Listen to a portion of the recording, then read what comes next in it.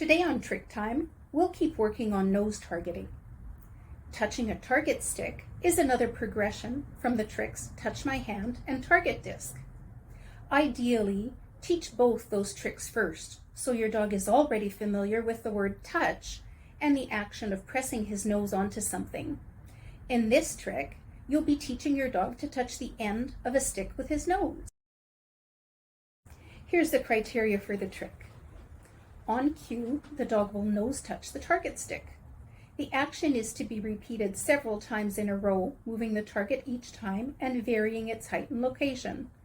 3 or more times is good. Touch, yes. Touch, yes. Touch, yes. Target stick can be any length of stick with a defined tip. When starting out, a shorter stick may be easier to manage as your dog learns this new trick. A telescoping pointer with a ball tip can work really well, or so can a dowel, a long spoon, or a ruler. A few inches of one end of a dowel can be dipped in paint, covered in colored tape, or have a ball or rubber tip fastened onto it to give a defined target. My target stick is a dowel poked into a perforated plastic golf ball. I've also used a children's magic wand from the dollar store.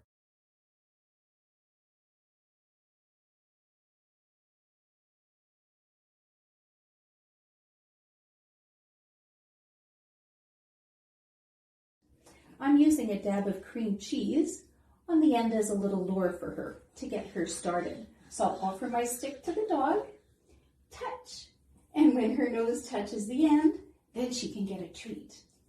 Touch, yes, good girl.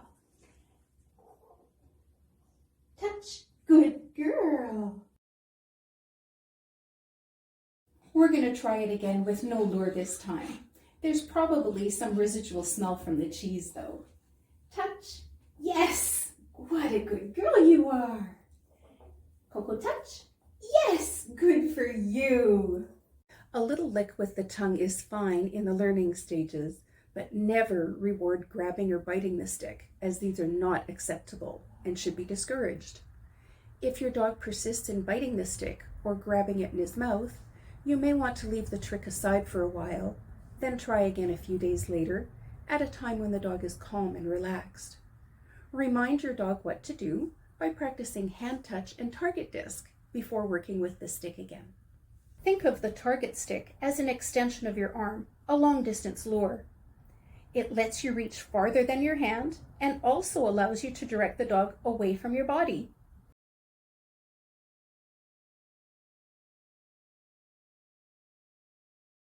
Once your dog's gotten better at it, you can start moving your stick around to different places, higher, lower, or further away. Coco, touch, yes. Touch, yes. I can even make the dog turn away from me. Touch, yes. By moving it in a circle, I could make her spin. Coco, touch. Good for you.